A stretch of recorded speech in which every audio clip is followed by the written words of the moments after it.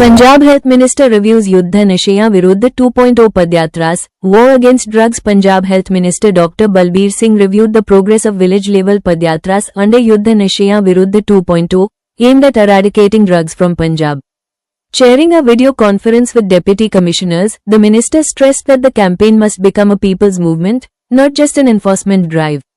He directed officials to collaborate with ITIS, Krishi Vigyan Kendras, NGOs and industries to provide skill training and employment opportunities for recovering drug addicts.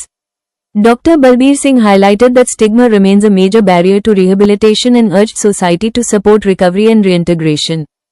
Calling the campaign non-political, he said the mission is to protect future generations and build a drug-free Punjab. Zero tolerance for corruption. This is the clear blueprint of the Mann government for transparent governance in Punjab. From strict action against corrupt officials to digitizing public services, the government is working to ensure accountability at every level. Chief Minister Bhagwant Mann has repeatedly stated that no one, regardless of position or power, will be spared if found guilty of corruption. Whistleblower protection, direct benefit transfers, and online grievance systems are strengthening public trust. The focus is simple: honest administration, faster services, and clean politics. With strong intent and firm action, the Mann government aims to set a new benchmark for transparent and people-centric governance in India. Breaking news from Punjab's Finance Department. In a strong action against corruption, a superintendent has been dismissed from service following serious corruption complaints. Along with this, 3 other officials have been given major punishments after a departmental inquiry found them guilty of misconduct. Punjab Finance Minister Harpal Singh Cheema confirmed that the government is following a zero-tolerance policy towards corruption. He stated that no officer, regardless of rank, will be spared if found involved in corrupt practices. This decisive move sends a clear message that transparency, accountability, and clean governance remain top priorities for the Punjab government. Punjab Revenue Minister Hardeep Singh Mundian has announced that the Mann government has extended the Amnesty Policy 2025.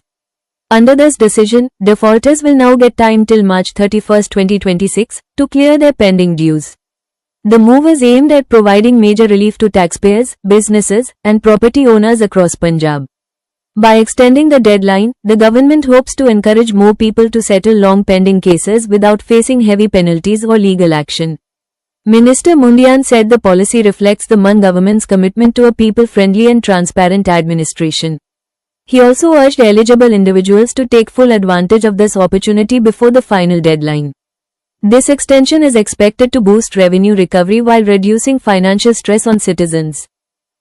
The Punjab Mann government has introduced landmark reforms aimed at securing property rights in cooperative housing societies across the state. These reforms are designed to bring greater transparency, legal clarity, and protection for homeowners who have faced long-standing issues related to ownership and registration.